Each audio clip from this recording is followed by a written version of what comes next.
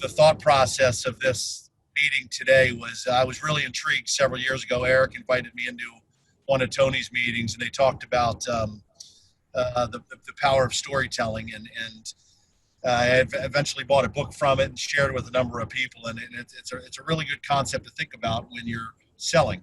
You know, if you're able to tell a good story, you're able to convey to your customers, you know, the true benefits. So I just thought it'd be good to have Tony on here to share with us a little bit more intricate detail and how to relate that and bring it in to what we do for a living. So, Eric, do you want to add a little bit more about Tony before we give it to him? Sure. My computer keeps telling me my internet connection is unstable, so hopefully you can hear me, but and it's not choppy. So I've been working with Tony since January of 2007. I met Tony through a business owners group that was called Vistage, and since then, around 2010, he left that organization and started his own, and I've been a part of that group since probably late 2010, I think. Tony's a very unique guy. Definitely one of the smartest people I've ever met. He has quite a variety of strengths and skills. Tony went to the University of Chicago in their business school. So if anybody's familiar with that, you know that's pretty amazing achievement on its own right. And just surviving through there and having a personality is another achievement. Sorry, Tony. So he knows numbers, he knows how to run a business, but he really also knows psychology and how the brain works and how people work. He's a master of analogy, and just really unique to have that breadth of skills and do them all really well. So I'm sure this will be a useful exercise for all of us to hear what Tony's going to share with us today. Tony. But let me add, he's got a really good TED Talks presentation too as well several times. We'll send you the link on that too as well. You can watch him at his best. So thanks, Eric. Tony? All right, well, I'm glad to hear a boss like that TED Talk, because it's pretty hard on many businesses. But what I found is that owner-operated businesses are different. And that's because owner-operators tend to really care about their employees. Whereas big public companies, that's much harder to do. So, and having known you and many of the people there for quite a while, you walk the talk. I mean, people are at the center of your business. That's not just a motto. It's how you operate day to day. I see it over and over and again, and I admire that, and I try to get more people to do it. I should start by saying that as you may have heard or experienced yourself, many people are reluctant to do any kind of public speaking because they're afraid they will fall on their face. But as you can see, I have already done that. Yes, I've got quite a black eye here, and I know it's customary to preserve one's masculinity by saying, well, you should have seen the other guy. But in this case, the other guy emerged unscathed. But in fairness, there was two of them. I was out on a walk near my house. I tripped on a bit of boulder that was sticking out of the trail, leaned back to regain my balance, and hit another rock, landed on my face. That was a week ago Monday, and that's the remnants you see right here. I did take action when I was able to walk again and went back on that trail with a can of yellow spray paint and tagged those assailants to help out the next guy. First, I want to check out the tech. I want to use the chat window today. So if everyone can just type something in the chat window so I know you found it. I'm going to watch this chat window. There should be a number of icons under everyone's picture: participants, chat, share screen. So you find that one. Okay, I see Kelly, Kevin, Mike.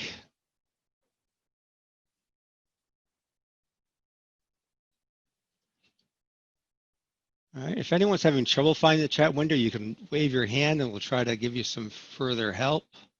But it looks like we're getting most people into that. Okay, so now the question I have for you is, why are you here today?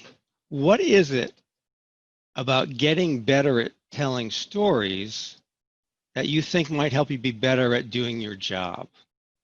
Why get better at stories for your business? What are some ideas around that? And it can be, very brief, like a telegram. It doesn't have to be capitalized or punctuated, but just type in the chat window what it is about storytelling that you think will help with your business. Stories are sticky, relatable, and make you relatable. Thanks for that. Now I see A. Taman. I don't know what first name that translates to. So if you maybe type your first name right under there, that'll help me. It's Alan. Alan, but I'll type it. Alan, okay. All right. Customers love to hear realistic, authentic stories, and they make you feel more comfortable with people. It's a way to hold people's attention. And, people want to know how it turns out, what happens next, right? Somehow we remember stories better than lists and facts, right? It's humanizing and passion, and that's, passion and emotion is a big part of being human. Some people say emotion is the characteristic of being human. Money's scary for most people. They don't understand it. And stories can put it in their own terms, back to being relatable and being human. Yeah, a lot of people have math anxiety. Money has so much meaning. And one of the things I often teach salespeople, and I'm sure in your business you've all noticed it, people get weird around money. And it's your job to help them get back to the action around it. All right. I'll summarize all this is that humans use stories to cope with being human. We interpret and tell stories about our own experiences to understand them and figure out what to do next. And then we can amplify and multiply that by listening to other people's stories, find out how they cope with their experiences in hopes that will help us deal better with our experiences. It's a really basic human tendency. It's been around for as long as we can tell in every culture we know about.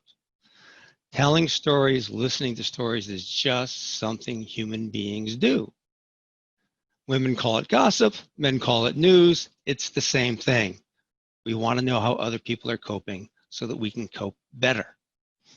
So being better at telling stories and listening for stories is a way of letting our clients know that we want to help them cope better with their life, particularly this financial aspect of their life.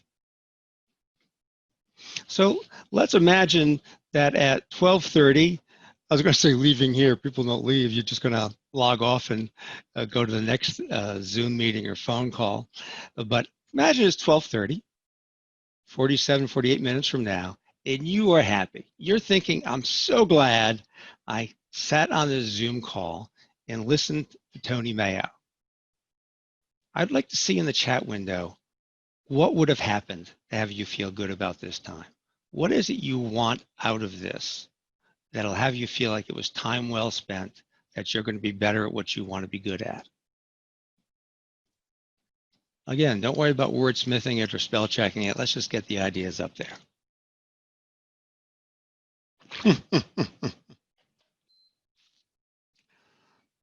I can't help Eric win the lottery, except by telling him not to buy a ticket. All right, new ideas and inspiration. Pick up ideas on how to work with others. Another one about new ideas and inspiration. Strategies for weaving stories into the sales process. Connecting with others. That's really the foundation of all of it, isn't it? We want to connect with people so that we can move forward together. Well, I think those are things I can do for you. But remember, ideas and inspiration, those all stay locked in here. The thing is, what are you going to actually do? How do you bring it out there? So I think making you feel comfortable with the experience you have being related to people in the form of a story could help you with that. So we'll check back in half hour or so to see how we're doing on this. So I want you to bring to mind now, and this is going to make it so much more powerful for you. is if you have in your mind a particular incident from your career, could be one you were personally involved with or one that you just have the facts on, where what Apex did helped someone out in an extraordinary fashion. There was something that changed their life in a positive way, in a way that other borrowers might want to emulate, to have in their lives. And it doesn't have to be just borrowers. It could be referral sources. Maybe you helped out a real estate broker, an accountant, a financial advisor, someone else who brings business to you. It's going to be much more powerful if you have a particular incident in mind to be working on as I talk about the tools for making stories better. If, for example, about 10 years ago, I had a high rate mortgage and an outdated house. The kitchen was the original from 30 some years before. The bathrooms, only one of them had been redone. And I felt like I was stuck in this situation because I was self-employed, which makes borrowing a little bit more difficult. And I'd had some business failures. So I just thought, I'm lucky to have a mortgage and a house. I'll just stick with it. But Eric told me that there were products for my situation. And I ended up refinancing at a better rate and enough cash to do a major renovation. And the thing I loved most about that renovation is that my family spent more time together. It was only a few years after we redid the kitchen and created a great room for entertainment that my kids started going away to college. So it happened just in time. It wasn't just a financial transaction. It was a family improvement.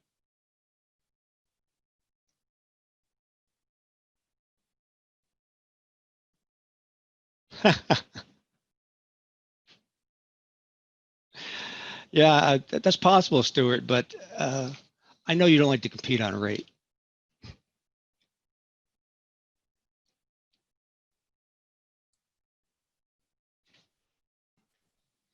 All right, anyone having trouble thinking of a particular incident or a time, something that happened from working with Apex that made someone's life a lot better?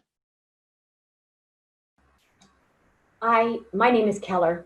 Hi, Kelly. And one of the stories that I tell a lot is that what we do is we are all a team on this, and that when they go in to make an offer on a property, if I'll ask them, I'm the numbers person, but I'll ask them how much do you like this house?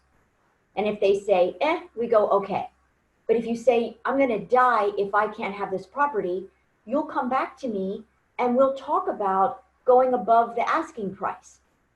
And for instance, I did this with a client one night, and at 11:30 at night, they said, no way, I'm not paying over.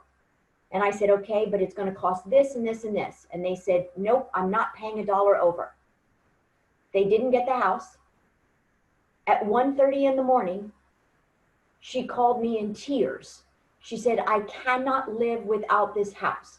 And I don't share this part of the story, but for y'all's information, she had a severely autistic child and they can't leave the house. And she said this, but I do add, they felt that this house would be their oasis. They never got the house, but when the time came for the next house, we went through this process again and they got the house of their dreams. So just to let everybody know, we are all in this together. It's not like your agent is separate from us. We all work together to make sure that what we do is quantify what you're feeling. All right, good. Thanks for sharing that. And we'll come back around to that. So you've got some story in mind.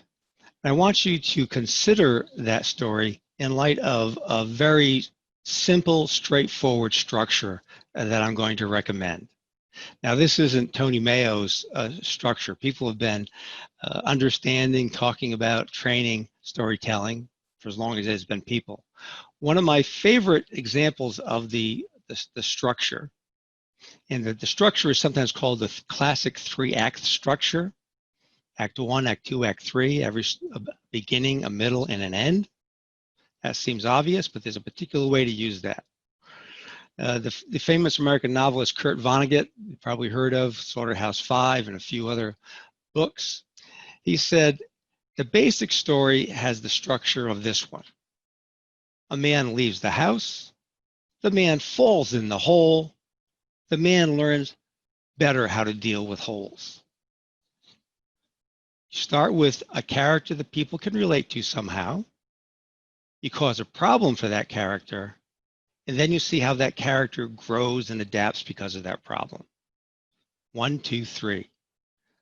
Characters that we can relate to, a situation, a resolution. Anything other than that would be a violation of another great writer's rule, Anton Chekhov, the playwright. He's famous for saying, if there's a pistol in Act 1, the pistol has to go off in Act 2, because things like weapons get people's attention.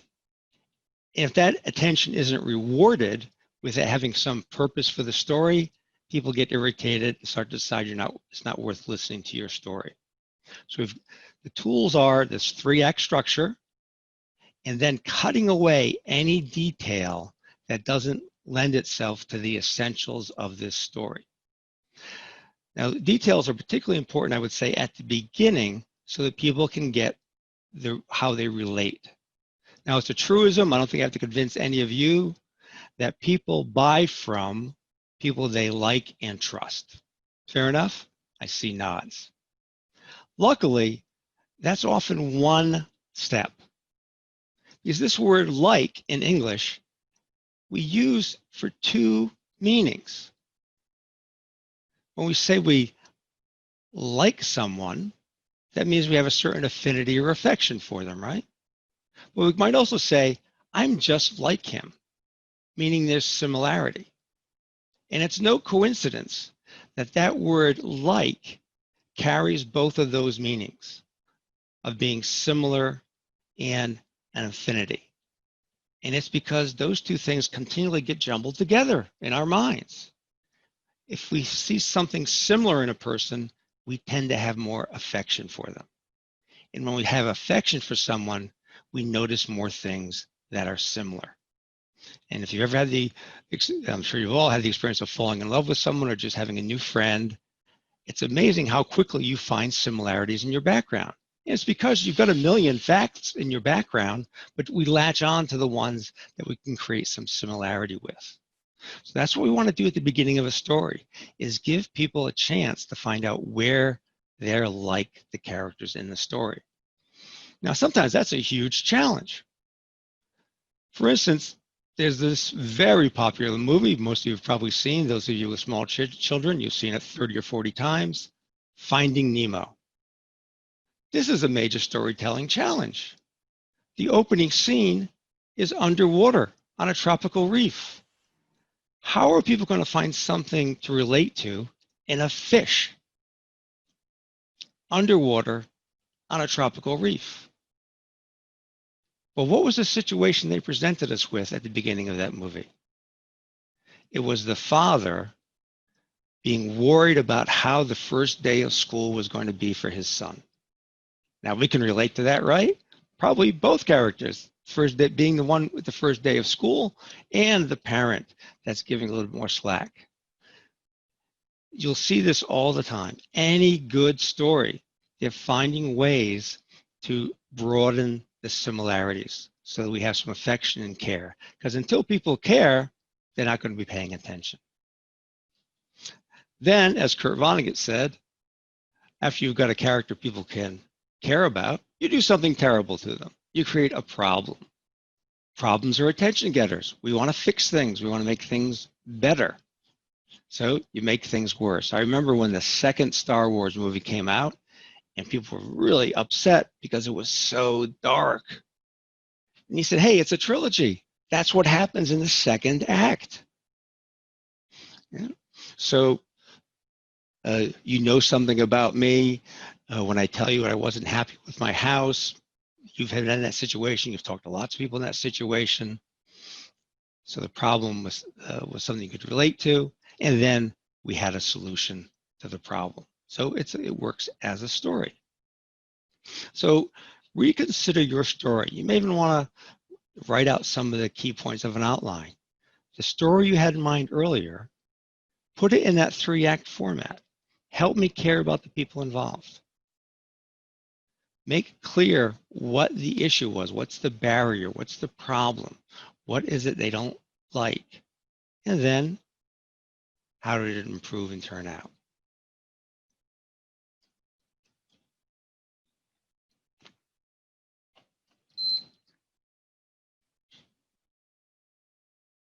I don't see a lot of heads down. Are we all doing this in our heads? Or are we all doing it later?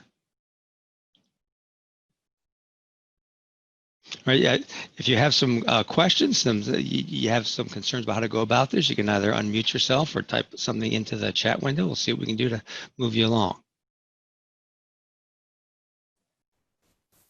Tony, sort of a general question, I guess. Sure. I think the customers that we deal with probably fit into one of a few different categories. Obviously, there's people who are helping try to purchase a home. There's people, and that's in line with Keller's story. And there's people who are helping refinance to save money. There's people who are helping to take cash out of their home to do projects like the one you described. I love the term family improvement. We should all be able to use that one somehow. Well, you got a video of it. Do you recommend that people try to find stories from their experiences for all of these different scenarios so that it's relatable to the scenario of the person they're speaking with? Yes, in fact, there's a process for doing that. If there's general interest, I can come back and work on the group with this process. But here are the steps. Most people are well informed and have at front of mind the things about their particular product or service that they think are special, unique, or important. The problem is the tendency is for us to talk about those from our point of view, why we like this about our company. Well, I'm glad you like your company, but I'm going to add a big grain of salt to anything a salesperson says to me about what they like about their company. So first thing we do is we shift the emphasis from how the company looks to me and take each one of those features and say, why does that benefit a customer? So there's this shift from the company likes this aspect to here's why the aspect is important to the customer. So you go from a feature to a benefit. The next step is what problem might a customer have had before they got this benefit? More important, how would they describe that problem frankly to a friend? So it may be you have a large number of products, you have a specialty with business owners, you know how to overcome prior financial problems and getting a loan approved. Those are features. The benefits are customers that are self-employed, that have prior problems, might get a product that they couldn't get otherwise. That's just the same thing from my point of view. But to really humanize it and start to look for a story, you want to say, well, what was I saying before that? Hey, I was saying things like, hey, kids, if you smell smoke, get out of the house and maybe eventually call the fire department because we'd just as soon rebuild. I mean, I hated this place. I wouldn't invite people over. And if they did, we've restricted them to one room. That's human. Those are vivid personal issues. And then you got the beginnings of a story. Because now instead of talking about business procedures or aspects of a brochure, we're talking about a human being who's frustrated, upset, embarrassed, angry, emotions. And then the more of those stories you have ready, the more you can cope with in front of your prospects. Well, they don't have that issue. They don't have this issue. They don't relate to that. Oh, I've got another story. I think of them like arrows in your quiver if you're going to go hunting. If you've got 3 arrows, you'd better hit your target in 3 shots. If you've got 100 arrows, boy, you can stay out hunting a long time. Tony, so if I can clarify, this is interesting because it just very much aligns with, you know, my typical approach. But so are you saying that we're curtailing, you know, we're looking for clues within the conversation and we're curtailing these stories to the client? I mean, because because sometimes we don't have a long enough call for people to open up like that, or sometimes I may not be able to identify those types of opportunities, but I have a whole host of those particular. So my approach, and I just want to get your feedback on any tweaks you might do to it, is, I mean, I want to pepper in and throughout the conversation, my whole, if I can say it, to be honest, is I want to create mistrust in just the general marketplace and the competitors.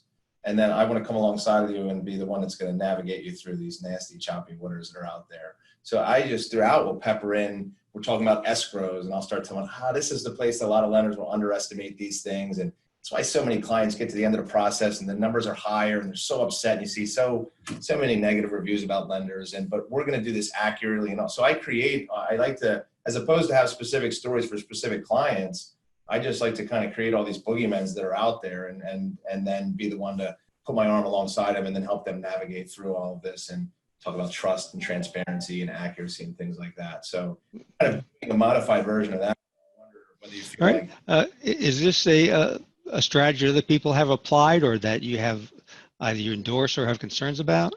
Anyone else want to chip in on this one? All right. So do you go by William or Bill? Bill's fine. Okay, Bill. Well, you're a sales guy. I just add one thing. These aren't boogeymen like in fake book. These are like legitimate stories. Oh, yeah. I highlight them in the conversation in a way that that you know, rightfully so, I believe, creates fear of these types of things can happen in the process. And then my approach is to be the solution so that you don't have to deal with these really horrible emotional stories that other people have had, that I've worked with, have had to deal with. So yeah. What your strategy is risky. The general rule of thumb is he who slings mud loses ground. By sowing doubt about your industry, you might be making them more likely to not take any action. That's the risky part. But you do want to bring these things out because people don't know all the things that can go wrong in a transaction. So you want to be careful that you're addressing things in a credible manner. And stories can make it very credible. It gives you permission to bring it in. And another thing about stories is that it lets you have the information come out of someone else's mouth, even though you're talking. The third-party story is hugely powerful. Let me tell you about a client I had 2 years ago. They had this situation. They were concerned about X. So we were able to do this, and they turned out this way. So it seems more true because it's about somebody else, right? And that also shows you the general format for a sales-oriented story. It's got the same three parts. You know, set up a relatable character and situation, put a problem in it, and resolve the problem. But it comes down to this. Before Apex, this was the case with someone like you. Apex did this, and now they have that. Before they met me, this was this was what was going on. Here's how we changed things. This is how much happier they are now. So each of your stories can probably fit that format. And that's the sequence people want to relate to. Anytime you make people work too hard, they check out, or worse, they invent things. So if you're not going in a chronological order, people will often tend to check out. When you're talking to someone who's thinking about having a loan, they're in the before phase. They can relate to that. Someone who was considering buying a new home. They had a concern because there was someone in their household that was not comfortable with changing their environment. We were able to do this, and they ended up like that. Make sense, Bill? Yeah, and I think I feel like that is the format that I use actual stories and situations and do talk about the outcome, right? That they're, you know, got right. Story. I think it was just more about whether or not we're being reactive to what the context clues they give us, or whether using this kind of offensively and using it with everybody and just using general stories would be as effective, or do you feel like, because I don't feel like I always. Yeah, okay, well, it's handy to have a few general stories. The ones that a lot of people have have experienced or may run into, because you don't always have enough information to choose a story. But I'm with you, Bill. If it seems organic working into the conversation, in fact, if you just thought of it because of something they said, even better, because that gives their attention. Now, you can work that, you can increase your odds on that kind of thing by doing the thing I most enjoy teaching salespeople, because they get so many powerful results, is asking questions. So you know what kinds of things can go wrong in a transaction. You want to talk about how you make those things better or avoid them. So let's ask questions about that. And it's perfectly a game to say, one of the things I notice a lot is people will inquire about a loan, particularly refinance, and then they just kind of lose momentum. It doesn't happen. Have you ever run into that situation yourself? I mean, what kinds of things slow you down? And then people start to tell you their concerns. Well, it takes too much time. I don't have a copy machine, so it's hard to get the documents to them. I got an ex-wife who's trying to ruin my life. I mean, if you ask people what concerns they've had, what happened in the past, what they're trying to avoid, they'll tell you which story matters for them. And I don't want to monopolize time here, but what about, they might not know the risks out there, right? Like my biggest one is that people that misrepresent third-party charges, right? And so an estimate, I might have an estimate that's actually lower in lender fees, but they've underestimated escrows or title, so they might not know that as an issue. So if I raise that in a way that, hey, listen, I want to explain that these are our fees and these are third-party, because it's a common area that, because now I'm not addressing and being negative against a specific company. I'm doing it against, and again, I now usually say, I don't hate to be cynical about my industry, but these are common things that happen, because now they're thinking, geez, if I get this other estimate and it looks like it's cheaper, it might not actually be cheaper based on what Bill explained to me. And I trust Bill, and he seems authentic and he seems real. So I wonder whether or not, because I feel like if we don't plant those in their head, they may not know what the pitfalls are that they need to be afraid of. Yeah, and there are gentle ways to bring that kind of thing up. So it's one of the things I've made it my sort of mission in this industry to avoid is someone looking at that closing document or getting the summary a couple of days in advance and then saying, where'd all these charges come from? What the hell? What are they trying to pull here? I don't want you to ever be in that situation. You may have bought a lot of houses and have seen all these charges before, but I want to let you know that I always go through each of them with you in some detail so you can get comfortable with what's going to happen.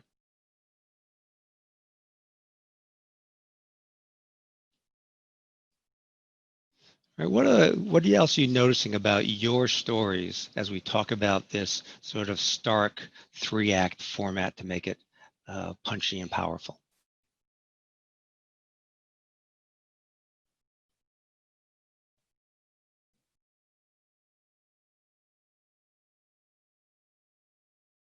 Who'd like to work on a story? Be very generous for the other people on the call, for someone to step up with a story they're willing to work on with me. Maybe we can make it tighter, more effective, or maybe we can just all give a standing ovation.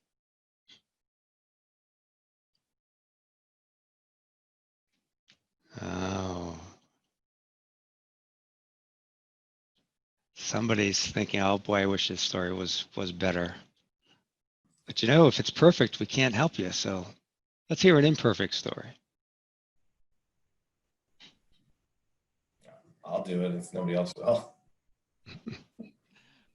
All right, Bill, let's hear your story. One of your favorites, or sort of an all-purpose, or whichever one you had in mind. I don't want to make you shift right now. I mean, if I have a choppy file that's got a lot of moving parts, I tell a story about this guy who I didn't want to release a pre-approval until after he sent in his bankruptcy discharge documents. He just got frustrated with trying to track him down, finally went out and found what he wanted to hear. He found a company that told him that that they could do it. I said, best of luck. I don't feel, you may be able to do it, but I don't feel comfortable without releasing those documents. And he went out of his way to call me to tell me, oh, I found another lender that can do this. And then, a month and a half later, house packed up in boxes, kids registered for school. He's practically in tears and says, a week before closing, they asked me for the exact documents that you asked for 2 months ago before you told me you were willing to issue a pre-approval. Is there anything you can do? I said, no, there's nothing that I can do, but I can get you in a position now to give you accurate information so that we can try to get you a loan, at the next possible opportunity.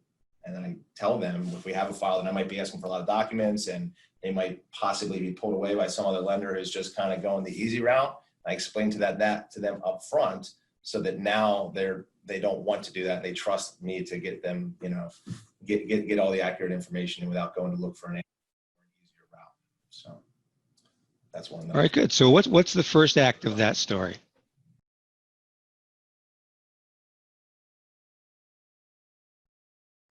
Am I doing the questions too, or just?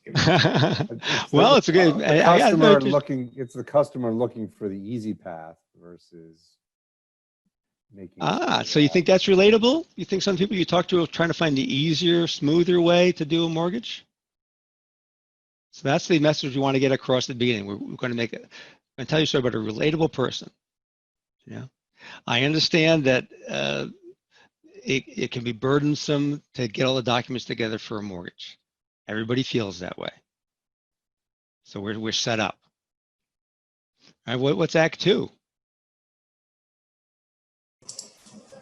Everything blew up. Because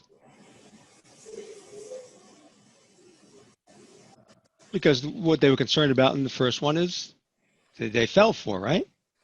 Yep. Right. So now we're in a really bad situation, a situation that can't even be fixed very quickly. And then what's Act 3? What's the resolution? How does it turn out? Based on the information you gave us. Go ahead, Bill. Well, poorly for this particular person, but that's why we're telling the story, so that you cannot be that guy or gal. So did they never get in that house? I think I'm trying to remember if I did sell the guy. I don't remember. It was like 5 years ago. I can't. Yeah. Are there cases where someone went someplace else because they thought it would be simpler and then came back and you got it done? Absolutely, yeah. Okay. So we'll make that all one story. Yeah. That's one thing about telling these stories. This is not testimony. This is not a deposition. You're trying to convey the truth of the incident, not necessarily the accuracy of every detail. Right? So we're not deceiving anyone. We're just cutting out stuff because every story has cut out details, generalizing things. Yeah. I had a client that, like a lot of people, was concerned about all the documents that had to be pulled together. And they shopped around to find somebody who told them they didn't need all these documents. I mean, there was this one guy who didn't want to get his discharge of bankruptcy documents. I mean, I think everybody knows that's an important document, but he found someone who told him he didn't need that. Went through the whole process, registered the kids in the school, was ready to move into the new house. And then he called and told me the loan wasn't going to close because he didn't have that document. Now, I can't keep that closing date for the fellow, but there are other people who've gotten that close with a vendor who, I guess, just misled them about the amount of documentation they needed. And we were able to start over and get it done on an agreed schedule. Not the original date, but the new schedule that I promised. Is that a motivating story? Relatable, inspiring? It's also, so we generalize it enough so it covers more than just somebody with a bankruptcy discharge. But we mention a few details so it's more real, it's more specific, it's more human. That's one of the little oddities about stories. It seems like the more specific and personal they are, the more people relate to them. It's odd. We seem to have this very powerful mental skill to pull out the human commonality from stories, even if it's about a fish or someone on the other side of the world or someone who went through bankruptcy. We have time to work on another one. Who's got another story we might be able to tighten up, punch up, make more generally useful for you?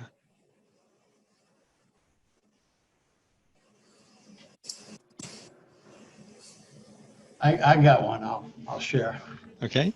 So I got a phone call from a lady once, and she said, I was referred to you from her financial advisor. And she was trying to buy a house for her daughter who is handicapped, is developmentally handicapped. and she went to a couple of lenders, and everybody told her, you got to do it as a non-owner occupied house, as an investment property. And, you know, the rate on that's going to be a lot higher.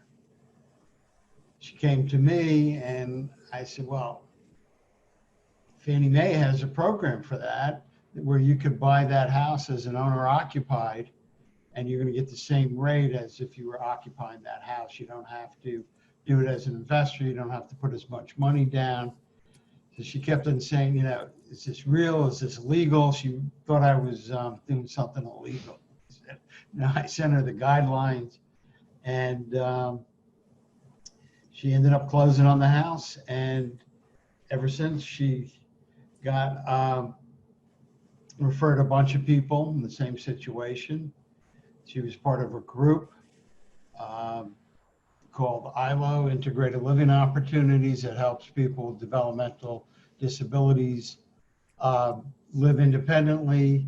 They came to me, they twisted my arm and got me on the board, but I've, you know, before that I addressed the group. And the reality is, you know, we dig at Apex, we dig deeper to come up with good solutions for people. We just don't look at the easy way out. So, and we have, you know, we're local, independent, and knowledgeable too. So. Or you get your list of features in there at the end. You just played that little tape, which is always sitting there. And then there are appropriate times for that. Yeah. So what's Act 1 of Glenn's story?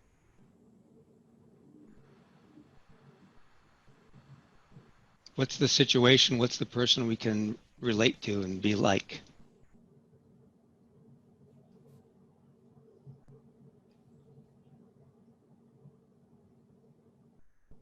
Well, I guess I can leave it to Glenn. Glenn, what's the Act 1? What is the key thing you're getting across so that I can care about this story? You know, a person came to me after going to several other lenders and was frustrated and just, you know, felt there had to be a better way. Ah, now that's something that's concise, relatable. It also helps you remember it when it comes up in a conversation. And maybe someone's talked to a number of other lenders. You may think, oh, gee, this person's been to 6 other lenders. Should I even call back? But you know, you can say, hey, I understand shopping around and being frustrated. There's a lot of products out there and a lot of people who claim to understand them. So yeah, I've seen people in your situation before. In fact, there was this one. So we're setting it up, getting relatable. And then Act 2, the problem is? They didn't believe it was real. Yeah. So there's some things that may seem too good to be true. And you're justified in being concerned because, hey, there are some people out there who aren't quite staying within the lines and all the rules. I always do, even, but there are products out there that seem implausible. For instance, I found a way for someone to buy a, what was it? Was it a multi-unit property that they wanted to buy? Yeah, as an owner? it was a 1-unit condo, but they wanted to buy that for their daughter so she could live independently. And everybody else told her it had to be an investment loan, and it requires more money down, and then it's a higher interest rate. Yeah, some people can push you to, you know, she was getting pushed towards an investor loan, which is going to be a much higher interest rate in different terms. And it's really not what they were trying to do. They just wanted a place for their daughter who needed some independence.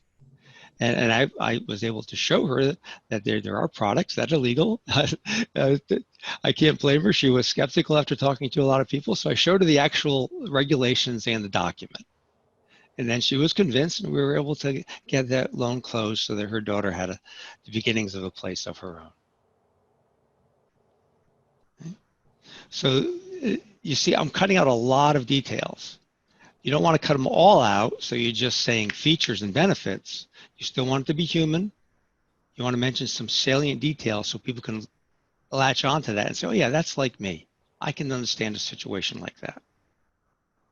All right. Here's the way it was. Here's what we did. Here's how great it was for them. Your attention is always over there on them. Let's see. I'm scheduled to finish in 10 minutes, so I think we can work on one more. That wasn't too painful, was it? So I think other people can feel safer coming in. I'll go ahead and go. Okay, thanks.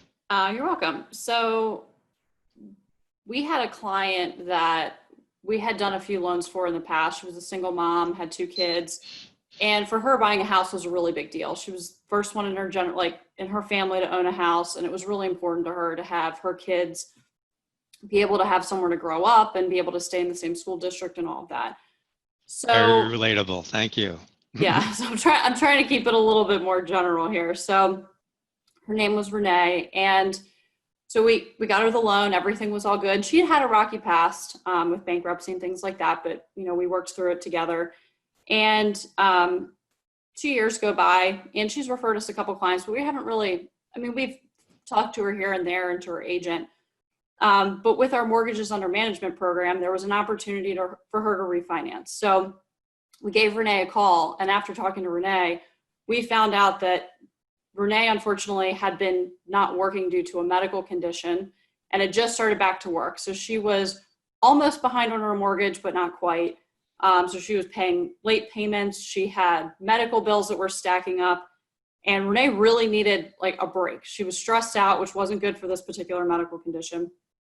So what we were able to do is we refinanced her loan and she was able to take the skipped mortgage payment. So then she got kind of back on time with her mortgage before anything bad happened. And she got the escrow refund. And between those two, she was able to pay off her medical bills and get back to the place she was financially before all of this had happened.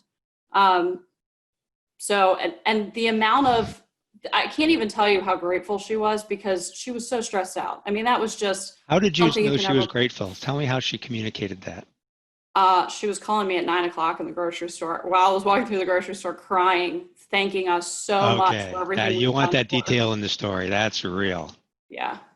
Yeah. And did you see Kelly's reaction to your story? I did.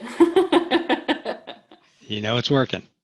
Yeah. So it was, but and I think for a lot of us, having people that we can help in that sort of way and that are that grateful are why we do what we do every day and why we love it. So there you go. And she put the moral of the story in there. Yeah. So what's Act 1?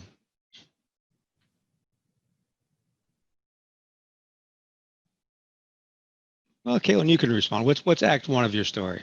So Act 1 is just talking about how Renee is the single mom who's super proud and has gotten a house for her kids and, was the first in her generation. It was a really big deal for her. Okay, good. And so what's the obstacle of the problem, Act 2? So the obstacle would be that she got really sick and couldn't work for over a month. And she was racking up medical bills and was almost behind on her mortgage. All right, good. And the resolution, what was special about you and Apex that made this work out? Our mortgages under management program allowed her to skip a payment and get caught up and get enough money back to be able to pay off her medical bills and get her right back to where she was. Okay.